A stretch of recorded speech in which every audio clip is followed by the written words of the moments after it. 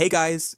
In this quick guide, I'm going to show you how to set up and use Shadowrocket with Proxies on iOS in about 2 minutes. Let's dive in. If you're new to Proxies, Shadowrocket is simply a middleman between your iPhone and the internet that keeps you private, secure, and free from geo-restrictions. On iOS, Shadowrocket makes proxy setup super easy, supports many protocols, and even lets you choose which apps use the proxy. Totally worth it.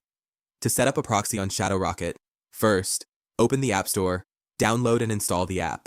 Then open Shadowrocket, tap Add Server or the plus icon in the top right. Choose the proxy type, for example, SOX5, and fill in the proxy details. Wait a second, if you don't have a proxy list yet, try IPcook. It provides fast and reliable residential proxies for all kinds of needs. Just log into the IPcook User Center and enter Setup Proxies page.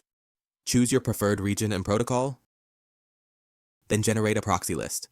Copy the generated link. It'll include the key details, proxy address, port, user ID, and password. Give your server a name, tap Save, and go back to the main page to connect. It's that simple. After setting up your proxy server, you can run a quick connection test. Tap the T icon, and you'll see the latency next to your server profile. To check if it's really working, open ipinfo.io, and you'll see your connection is now secure and anonymous. Here, we can see we're successfully connected in the USA.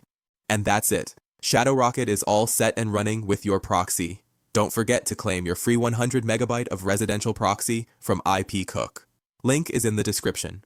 If you find this video helpful, drop a like and subscribe for more tips and deals. See you next time. IPcook, your fast and reliable proxies for every need.